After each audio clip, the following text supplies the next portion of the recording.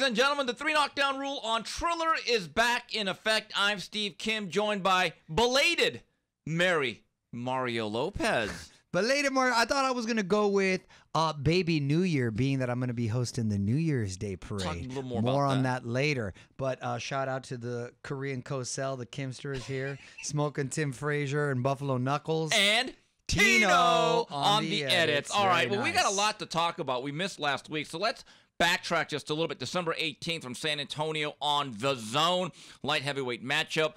Zurdo Ramirez, TKO in 10 over Yunieski Gonzalez, and also WBA women's minimumweight title, still held by Seniesa Estrada with a striking knockout over Maria Santizo in 4. Mario, you know my past criticisms of Zurdo Ramirez. I got a new nickname for him now. The human highlight film. He's become Mr. Excitement. Look at that. He's made an about face. First of all, I want to give a quick shout out to San Antonio because that is a great fight city. They always come out. That was a nice full arena there. They're loud and boisterous and passionate. Seen some good fights there throughout the years. And yes, Zurdo has really made some huge strides with his young trainer, Julio, who we've talked about before. He's got him more offensive. He's got him letting his hands go. He had a tough guy in front of him. Back-to-back tough guys that don't really they didn't want to go easy into the night. They were there to kind of be to try to disrupt the apple cart there. So I like that Zurdo is being more aggressive and he's working the upstairs and downstairs, and he's a pretty elusive guy in there defensively too. You wouldn't think by looking at him, but he's got nice little pivots, nice little angles. The footwork is pretty much on point, and he seems to be always on balance. He had another impressive performance. That's 2 in a row now, and I feel or at least it seems inevitable that a B-Vol showdown should be in the works. Right, and one thing about Gilberto Ramirez, can you say his last 2 guys, Sully B and Yunieski Gonzalez, were faded? Yes. But in the past, and I've said this about Gilberto Ramirez, he's that guy in the middle of the freeway that has a shiny new sports car, but he goes 55 right down the center of the road, and you're thinking to yourself, speed up, get out of the way, but just don't go 55 the whole time. At least now, he's stepping on the gas pedal, he's on his front foot, and he realizes style points matter. And you say these guys are faded, his opponents, but those are the guys that kind of realized it was their last hurrah, and they really went out there. They're desperate. And they were desperate, and when you're desperate, you're dangerous because they sort of gave it their all, and that's what I feel Yunieski, I hope I'm pronouncing that right, it did, and he was very emotional afterwards, and that was just a nice moment to kind of see, just to kind of point that out. I was out of the country when I saw that yet again, watching it on, thank God for iPads, but it was a fun fight to watch. I like the atmosphere, and I'm excited about the future of Zurdo in 2022. Yeah, I got to give Gonzalez credit. He came out punching from his heels with those right hands, and he shook Ramirez a few times. Yeah. And the end of the 4th was incredible, the back-and-forth type of action. And again, Gonzalez is a faded veteran, but you're right. He had the sense of urgency, like, I got to make this work here. I'm not getting 15 more chances. Which boded well for Zurdo in his development. Yes. I thought those were great fights to continue his development. And as for Ramirez, now he's created a certain buzz. And we'll talk about his future a little bit more. You know, Maury, I'm not the biggest fan of women's boxing because I think a lot of women, they work hard, they're talented in a sense, and they're well-conditioned, but they don't always turn their punches over or lock out. Seniesa Estrada, I think her technique allows her to actually, like, she doesn't have the greatest knockout percentage, but she hits clean through her knuckles, and she turns them over. And once again, another eye-opening, entertaining effort by Miss Estrada. Hey, she's, to me, the most exciting female fighter out there right now. With her performances, she's cute, she's entertaining, she's well-spoken. And, you know, there have been a couple of female fights that have been really well entertaining this year.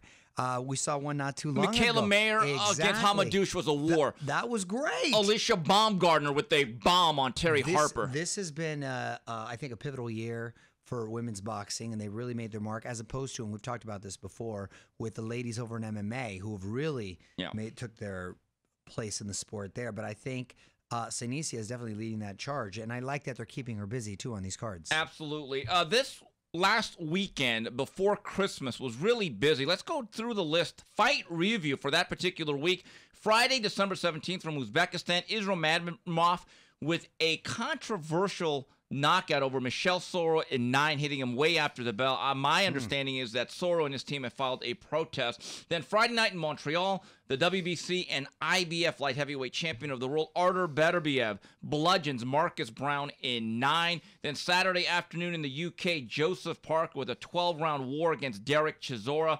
Then Saturday, PBC on Fox from Minneapolis, David Morrell goes to 6-0, stopping Alontes Fox in 4.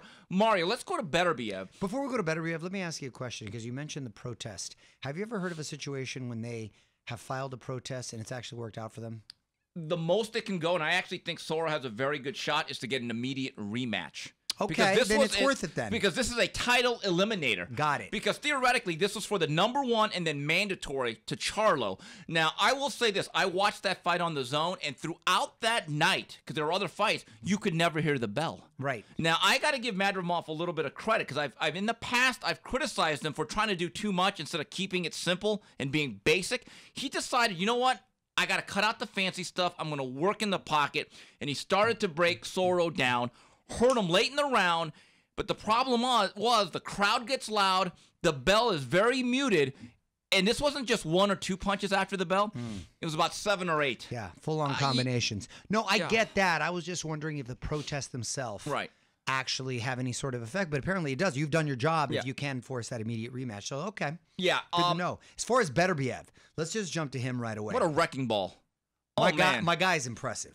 I've been a fan of my guy when I saw what he did to Gavudzik. Yeah. And I love his training. And he's got the Popeye forearms. And I've never seen someone do push-ups where he jumps and he goes to his wrists and then like karate chop. Just my hands hurt looking at that. Or get someone with a 45-pound dumbbell and he twirls it like a baton. Twirls it like a baton. That is some serious hand strength, and that's the kind of like that country strength. He's the kind of guy that I don't care if he's just kind of playing with you, but he can like pick you up and throw you across the room, or when he hits you, it's gonna feel like you're getting hit with a bat. With all that said, he's still a fundamentally sound fighter. He's well schooled. He doesn't know how to lose. He's got a 100% knockout ratio. My God. 17 up, 17 down. So incredibly impressive. And look, he suffered that nasty gash in this fight due to an accidental headbutt. But man, that was nasty. And it just seemed to sort of accelerate his game plan. It does take a minute to kind of get the wheels going there. But once he does, it's a vicious onslaught. And he is the most dangerous guy in that weight class. Marcus Browne boxed well early, but eventually over time, this is like a wrecking ball. It's not about 1 or 2 swings, but over time, he starts to break the foundation, walls crumble in, and then you collapse. And it was the body blows of Beterbiev. However, here's the thing.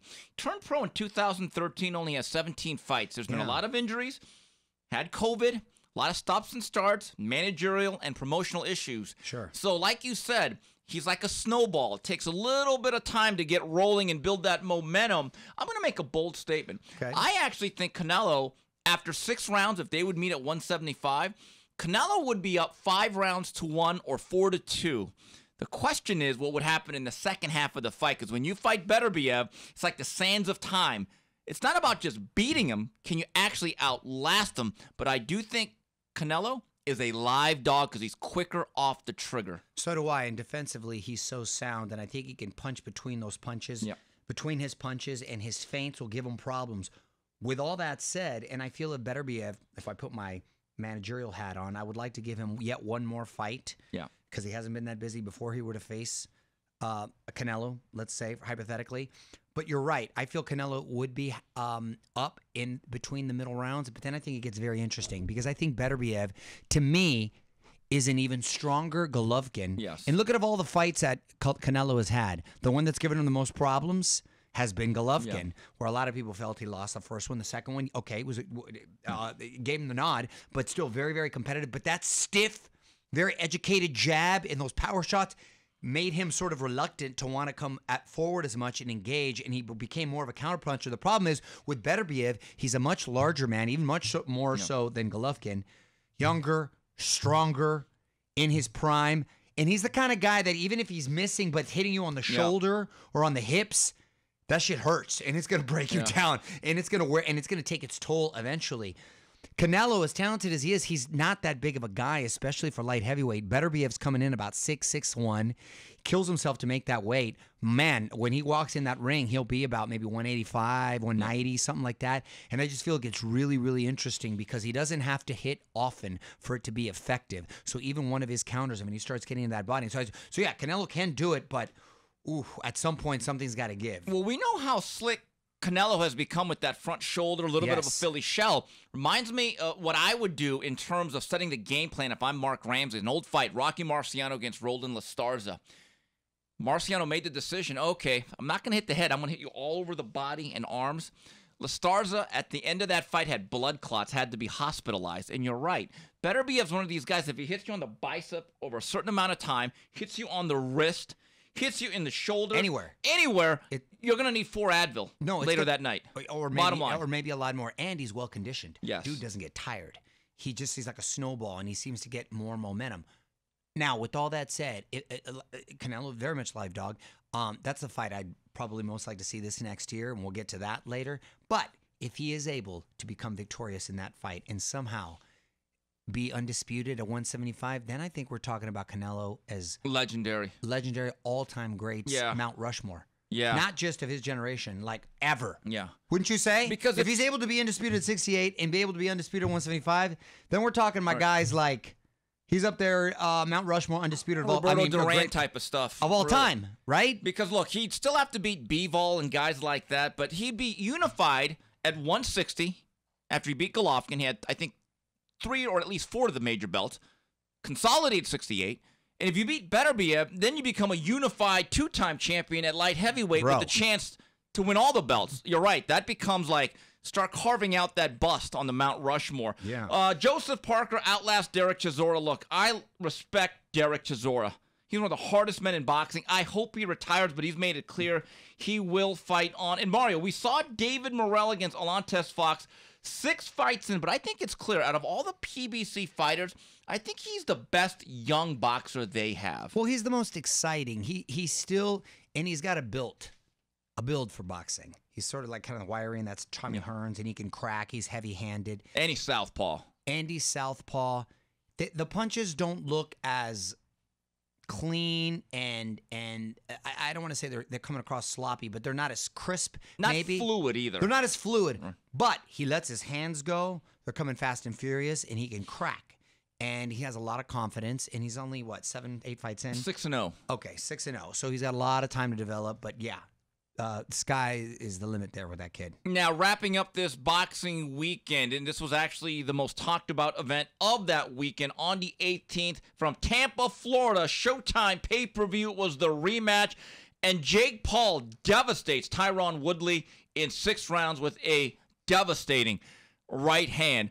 Mario, let's get this out of the way. I don't think that Woodley did Greg Louganis. I don't think he took a dive. I think that's an insult. Is that a rumor? Yes, people are actually insinuating that this was a fix. Look, if you're going to, let's assume he took a dive, he's not going to want to go out like that. Because my guy turned into a meme, and it's now, wow, it's going to be, God bless Woodley. Something he has to live with the rest of his life. Bless his heart, yeah. Jake Paul, it was a bit of a wrestling match prior to that. And look, I give Jake credit for just stepping in there. He did a nice little feint to the stomach, came over with that overhand right. Bang, and caught him. That was a real punch. He's a lot bigger than Woodley, naturally, too. And Woodley, I believe, is like 40, 41. With all that said, not to take anything away, he got in there, did what he said he was going to do. And we know he likes to talk a lot. And he ended the year on a high note. My guy was busier than a lot more active fighters this year. Fought more. 3 fights in 2021. Fought more than most of the fighters this year. Yeah. So say what you will, but hey, he was an active fighter and really backed up what he said, and I think sort of raised the awareness level for the sport. And we'll get into maybe how good he is for the sport, quote unquote, a little later. But I think Paul now has his all-time sort of confidence, and a lot of people have been giving him a hard time, of course, about he hasn't fought a real fighter. Well, the name that I'm excited about, and I can't wait if it happens, is Julio Cesar Chavez Jr. because of many reasons. First, he can wipe clean all the hate and animosity people have toward Chavez Jr. By standing up for the honor of boxing. By if he knocks out, especially in a devastating fashion, Jake Paul. Honestly, I think it all goes away. If he knocks out Jake Paul, I think it all goes away. However, we're talking about one of the most undisciplined fighters that I've seen in quite some time.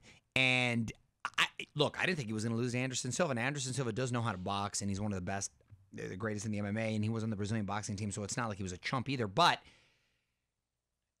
I hope he knows that he couldn't show his face anywhere.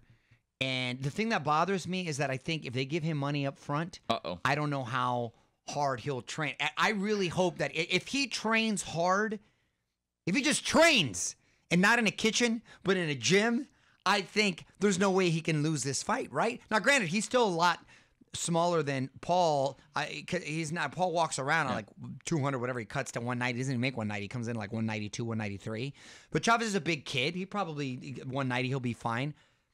Look, if Canelo couldn't knock out Chavez, what makes you think Jake Paul is? That's a good point. So I think if he's there, head and chest, he starts. I haven't seen anybody give a hook to the liver to Paul because no one knows how to fight because no one's been a boxer right there. So if Chavez is there, puts his head in his chest and starts whipping those hooks to the liver, and he's able to break him down, and dude, he wins everyone back, and I think he could do it. But again, the variable here is we're talking about one of the most undisciplined, not focused fighters that I've seen in a long time. So it's kind of crazy to think that's half the card, but that's what makes it so interesting. I'm actually excited about this. If Julio Jr. takes this assignment, if I'm the father, the legendary JC superstar, I tell him, son, our family honor and name is on the line. You hit him with that? I am training you. Ooh. No. I'm actually going to be living with you. In fact, we're going to have bunk beds. I'm going to be in charge of your life. And I'm going to have security surrounding you. You are not embarrassing the family name. That's how seriously I would take it. Come on, dude. You would think the Mexican pride in and of itself, he's not going to allow. Has he shown a lot of Mexican pride No. last Just because 5 in this, years? Listen, but I'm just saying, just because in this particular instance, you know what I mean? There's other guys who are at least real fighters, right? In this particular instance, he's got to be motivated. And I hope he recognizes and someone sits him down and say, look, all the clowning, all this crap that you can make it all go away. You knock this kid out. Yeah. You could do it. And you know what else I tell him? If I'm Julio Sr., you lose this fight, son. I love you, but you're dead to me. I'm raising the stakes here, man. You're raising the stakes. I'm actually really excited about the possibility of this happening. I'm actually really excited about Jorge Masvidal is a guy that I like. He's a personality. And he's saying, you're not going to lowball me. Now, wait a minute. If you're offering $5 million, what is Dana paying him? Masvidal, but he's a smaller guy, too. But are there UFC issues contractually from what you know of? Yes, I believe so. Because actually, somebody who can box, another great chin who actually can box, is Nate Diaz, too. I would actually love to see that against Nate Diaz, but he just signed another contract with UFC. So those fights aren't happening. But no, with Julio, dude, I actually would be excited about that. I know you would be, too. Would that be the biggest fight you could make on Cinco de Mayo, regardless of what Canelo does? I'd watch that. I'm being honest. I'd watch that because it's like the circus came to town all in one, just the novelty and the appeal, and people be you know what I mean? Yeah. Can you think if he knocks that kid out? You'd imagine like just the memes you'd see in social media the next day. Then I'd get Logan Paul to fight Omar Chavez. Make it a whole family. Those kids are big. The Paul kids are big. Okay, so you've made yourself clear. I just... If this can't motivate Chavez Jr., wouldn't you rather see Chavez Jr. fight him than this the other Fury kid? Yes. That's more his size, by the way. I think it does better business. Yeah, so do I. Much better business. So do I. Moving on, news and notes. February 5th on pay-per-view, it's the return of Keith Thurman against Mario Barrios. Leo Santa Cruz is on that card. And date to be announced in March. Welterweight unification, Errol Spence takes on Ordenis Ugas. Mario, to set the stage here, this Saturday from Hollywood, Florida, there's a heavyweight card with like Charles Martin and Louis Ortiz presented by PBC. That's a lower-priced pay-per-view. Now you got February 5th, and you got Spence Ugas. What happened to free boxing? Well, yeah, what happened with that? Kind of that? Expensive now. Well, and honestly, I don't see them doing any sort of business with respect to the fighters just because Thurman has been pretty absent these last couple Hasn't years. fought in 2+ Yeah, years. exactly. Now you're asking people to shell out, and they're going to be like, who? Well, here's the other thing. Thurman lost his last fight to the legendary Pacquiao. Barrios got knocked out by a guy whose last fight, Tank, was at 35. Leo Santa Cruz got knocked into space by Tank. So that means 3 of the 4 fighters in the main and co-main have lost. Yeah. That's almost unprecedented. Give me your money. Yeah, That's and what then, they're asking. And then as it relates to Spence Ugas, look, I am not going to downgrade that fight. That's a matchup between 2 of the 3 or 4 best welterweights in the world. I have no problem with However, here's the issue. This fight was mandated or licensed by the WBA because Imona Stanionis stepped aside. But the BA said to Spence and Ugas, okay, the winner of this fight has to fight the winner of Stanionis against Ruzab Batayev, which is going to be a war. You know what that means, though? The Terrence Crawford fight against Errol Spence, my sideburns are safe. It's not going to happen until at least 2023. No, so we need 23. So there is a bright side. No, we can have it towards the end of 22. Why? You really think Errol Spence will fight 3 times this upcoming year? You think he's going to fight in March? Then Stanionis Batayev, whoever the winner of that is, that'll probably take up. Look, You don't think step-aside money could come into play? No. I believe, look, this is going to be somewhat controversial, but there seems to be more and more people who make this statement. Errol Spence is doing everything he can to sidestep Terrence Crawford. Exactly and you know what? I agree. Look, at you. I agree. You said could he fight 3 times He in a could, year? but he won't. But he won't. Jake Paul fought 3 times. That's what I would tell every Well, promoter. I'm like, yo, that's the face Jake of Paul, boxing. you know what I mean? That's the Jake face Paul of fought 3 boxing. times. You can fight 3 times. Isn't that sad? No, When you it think about is sad. Look, here's the issue, though. If you look at Errol Spence the last 4 years, I think he's fought 3 times.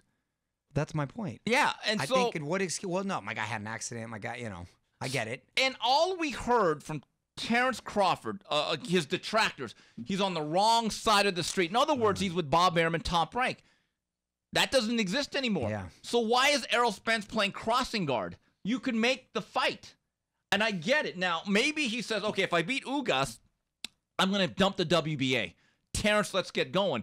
But look, what has given you any indication that Errol Spence wants to make that fight with Crawford sooner rather than later? No, I'm just hoping the pressure and the demand for it finally comes to a head. And after Ugas, that fight happens. Because then after that, it's like spoiled milk. Yeah. It's expired. Mario, one quick thing here. I spoke to a source at Golden Boy, and I asked him what is going on with Ryan Garcia. And I was told he wants us to make the fight with Isaac Pitbull Cruz. We want to do it in April. We've sent the offers out. They seem very serious.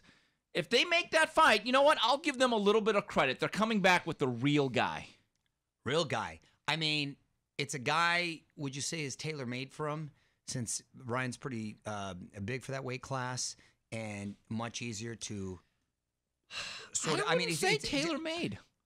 I don't know because is that little quick left hook that he has too. I feel like as he's trying to come in and get in there, I feel Ryan. It would seem coming off a long layoff. No. I'm saying aside from all that, I'm just talking about styles. Maybe you would think so. Yeah, look, I have no problem with that fight, or if it's the Jojo Diaz fight. I think he can get back on track. He's been talking a lot and posting a lot that he's planning on fighting at least 3 times this year. So why not both of them? Yeah, and by the way, Ryan, if you're going to post more training footage, no more Cobra bag. I've had enough of the Cobra bag. Mix My it God, up. you wear those things out like a toothbrush. Yeah, anyway. they're hard on him on those comments. I too. know. One last thing here. Noted ring announcer David Diamante late last week got into a motorcycle accident, and it was pretty serious. He is recovering. Just want to send our best wishes out to him. One of the very best ring announcers and a very good guy. So, David, certainly our thoughts and prayers are with you. All right, when we come back on the 3 knockdown rule on Triller, we go to Ask Mario and Final Flurries. All right, we're back on the 3 knockdown rule on Triller. Steve Kim, Mario Lopez. We go to the Ask Mario segment of this fine program. Here's one from Derek Batista. Hey, Steve and Mario, what would a Beterbiev versus Zurdo matchup look like? And would Zurdo have the durability to make it to the end? Ooh, that's a really, really good question and an interesting matchup too. Look, we've already discussed how tough and strong and durable Beterbiev is. And the thing about Zurdo is he's a big guy even for that weight class too. And like I mentioned, he does have really nice footwork, and I love the angles. The pivots. The pivots. He is elusive in there. He'd have to box his ass off and really keep him at a distance. That's a tough tall order. To quote my guy from Rocky, he's all wrong for us, baby. We don't need that kind of man in our life. All right, if I was Julian Chua, you know how I feel about the excitement level? If I was Julian Chua, I would tell Zurdo going into this fight, Zurdo, go back to being boring. No, you have to. We are boxing, and if the crowd gets loud and starts booing, I don't give a damn. Be boring on this particular night. This is not the guy to try to be exciting against. No, that's where the footwork, the angles, the southpaw stance, the jab, spacing. Really, he's got to pitch a shot out for that one. Here's one from Indy Spanglish. If Santa could have brought you any 3 fights for the upcoming year, which ones would you have asked for? I think Bivol versus Zurdo is one that I think needs to happen. The winner of that squarely becomes a prime contender in the Canelo sweepstakes. That's an interesting fight. I don't know how exciting it'd be, to be honest, but I do want to see it. I would put Canelo and Beterbiev. Okay. I'd still want to see Canelo Benavidez as well. Dude, Jake Paul, Julio Cesar Chavez Jr. You're on that one. I really want to see that one.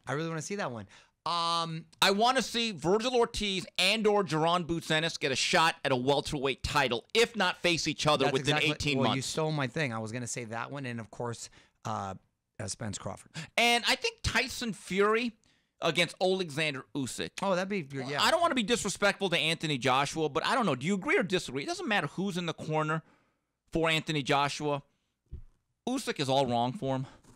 That's a tough style. You know, he bounced back. Yeah, it's not a comfortable fight for him. He bounced back well with after the Andy Ruiz loss. So let's see if he does the same this time.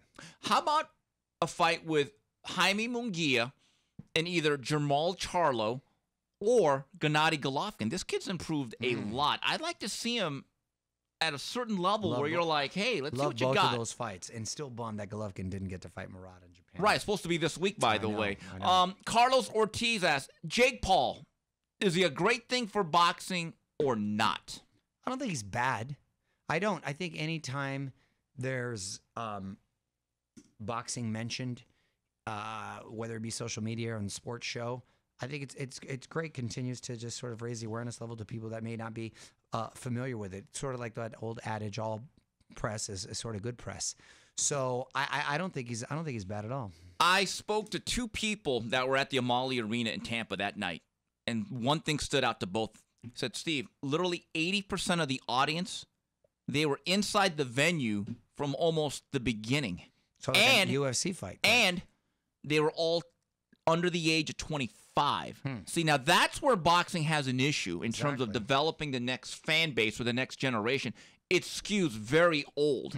Now, do I think they were all paying attention to Amanda Serrano and some of the other undercard fights? Probably not. But I do wonder, what is the retention rate for all of these people that suddenly get interested for Jake Paul, whether it's buying pay-per-view or buying a ticket? How many of them then want to say, hey, ESPN Plus has fights? See, that's the unknown, is the retention rate of how many real fans are we creating of boxing, or is it just specifically to the Paul brothers? I think it's irrelevant. That's the question. That's a variable, of course, but I think it's irrelevant. I think we should enjoy it for what it is and take advantage while it's here. Yes. Here's one from Ignacio Ortiz. What do you guys think of Jaime Munguia taking on Demetrius Ballard next? And is Mario reserving his tickets for Chocolatito Gonzalez against Juan Francisco Estrada in beautiful San Diego? I heard that might be March 5th. That's a good weekend to visit mom and dad. Oh, I like that. Down there. I like that. Yeah. Yeah, as for Munguia, he was supposed to fight Ballard before. I think Ballard got COVID. Now, here's the interesting thing going back to Munguia. He's #1 in the WBC and the WBO. The WBO is Andrade, who's a very tough champion, but Andrade has a mandatory against Janibek, trained by Buddy McGirt, the Kazakh. The WBC champion is Jermall Charlo. My question is to Golden Boy, there's a kid with over 40 fights. He's now in his mid-20s, finding his stride with Eric Morales. At what point do you roll the dice and say, kid, swim in the ocean? I think it's coming this year, too. I really like the way he looked against Rosado, and I think he's made great strides with Morales, and I love that matchup. Love those guys. I would, in a perfect world, I think the title shot comes at the end of 2022. So that means 2 more fights then? Yeah. Okay. Yeah.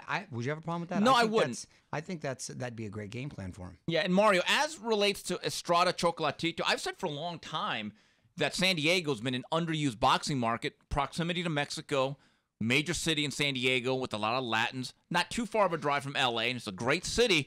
I'd like to see it. I don't know if they're going to have it at the Pachanga Arena, not the Pachanga Casino. There's always a well, there's fights there too, by the way. That's why I was confused last time we talked. But look, March 5th, if it's there, I will make the 2-hour drive. Okay. Absolutely. You can Uber with me if you want. Mario, final flurries.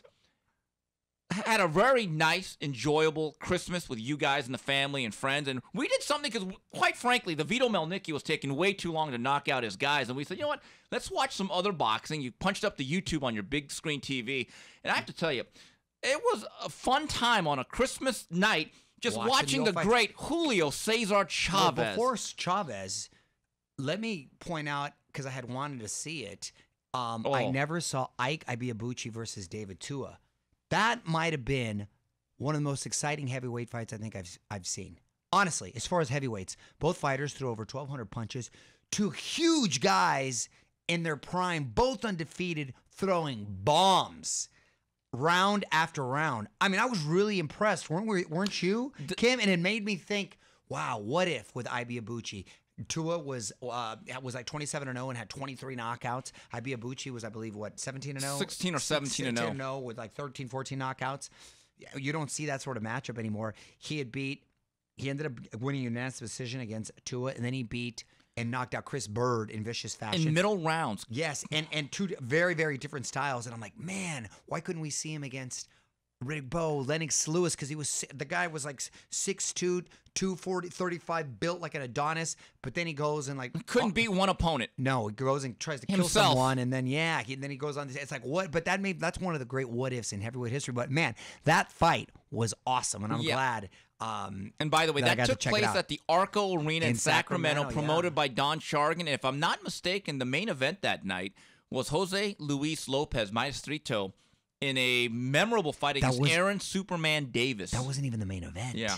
Oh, my God. No, that was very, very impressive. And then we threw on some vintage Chavez. We saw him probably at his peak when he beat very heavy-handed, tough, dangerous Edwin Rosario, but didn't just beat him, like broke his soul and beat him to a pulp, and they ended up stopping it, and his face was just a mess.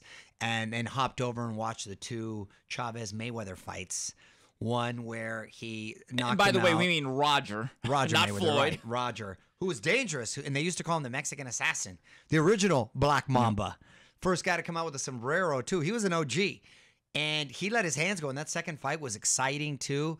And I always say it's more degrading to get beaten to the point where you don't want to answer the bell and come out of the corner than it is to get knocked out. Because they said, oh, he caught me with a good shot, I got knocked out. But when you literally there and they're asking you, do you want to come out, and you're shaking your head no, that means he broke your will, he broke your spirit. You just don't want anymore. That you succumbed. That night when he beat Chapo Rosario, I think that he was one of the top 2 or 3 lightweights that ever lived. I think he could have hung in there with Henry Armstrong, Roberto Duran. I think he would have fared much better against Pernell Whitaker at that weight. And this is what's interesting about Chavez. At that age, when he first fought Mayweather the first time in 1985, that fight was on CBS. He was 23 years old. He had 46 fights. So go 2 years later. 46 fights. By the time he fights Rosario in the fall of 1987, he's 54. He's about 24 fights, or 24, 25 years old. He had 56 fights. Or 56, my God. And here's the thing. And by the way, look at his face. Right. Clean as a whistle. And by the time he fought Meldrick Taylor in 1990, he was 68-0 at 26, 27 years old. This is the point I want to make. Is that compare that to these fighters today. Young fighters today, they always talk about when they fight twice a year at age like 14-0 and 15. Oh man, I've been training a lot and I've been doing. I go, great. You know what you're good at? To steal a phrase from Allen Iverson, practice. Yeah, you're good at practice, man. We ain't talking about fights. We're talking about practice. Because if you look at the way Chavez fight, and the most underrated thing about what he did was his elusiveness inside, his bend, his ability to move his head and his waist, and to be right in front of you and to block parry. Put his head right next to your head, mirror your head movement, and just grind you up. You have to have a certain confidence to do that, but you have to do it a lot. It's one thing to be in there with big headgear and big gloves, and you do that for 6-7 months in between fights. By the time you get to a fight, and I've talked to trainers about this, these guys all of a sudden look at these small gloves, and they're like, oh, geez. But if you do it often enough, it becomes second nature. You're exactly right, Kim, and that's why he was so good, because he fought so off. Right. And there was such a confidence there and such a relaxation. My guy looked so smooth and loose and just supremely confident, and it was so in charge of his instrument. Yeah. His whole body, it was so impressive. And you're right, you only get that from fighting. Chavez, even a James Toney, when he used to fight like 7 times from 91 a year. to 94. Last American champion that really took non-title fights.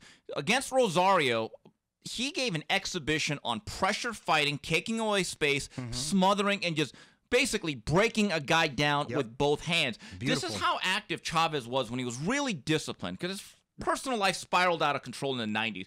But everyone always talks about Meldrick Taylor when he beat him in March 17th, 1990. Obviously a bad stoppage. We could talk about that later. So but full of crap. Did you know, Mario, that at the end of the year in December, he actually was the co-feature on HBO to my uncle, a Korean who just got devastated in 3 rounds. He had 3 fights in between that, from 2 HBO appearances in March to December.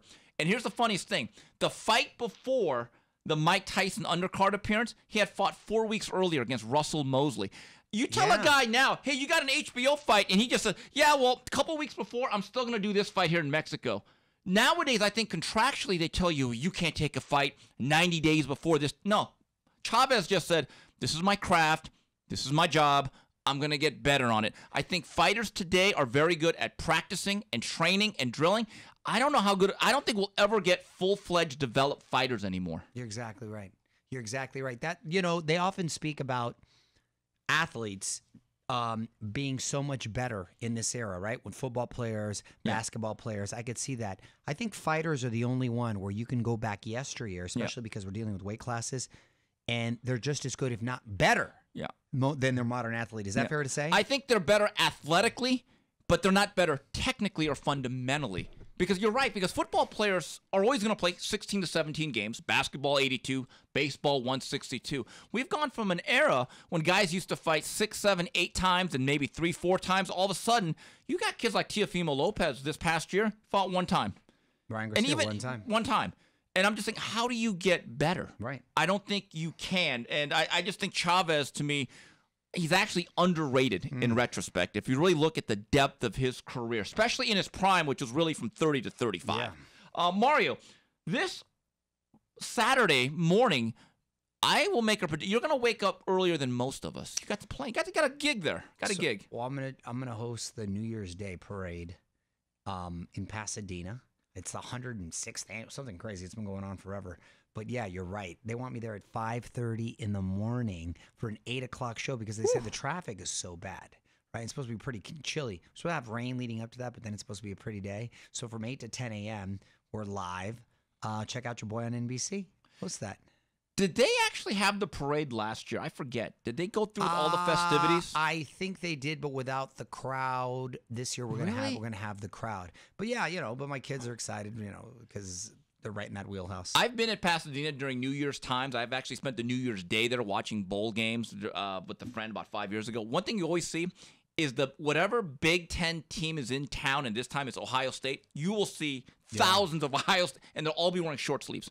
Those people, it'll be like 50 degrees, and they'll be wearing shorts, and we'll be dressed like I remember when Wisconsin we'll be in parkas, and these people are like, what are you wearing? Like, their blood's a little bit thicker than ours. Right. By the way, binge watching, I just started. I know I'm like 20 years late. Band of Brothers. Bro, wow, what a show. That was good. Watch the first That is so crazy.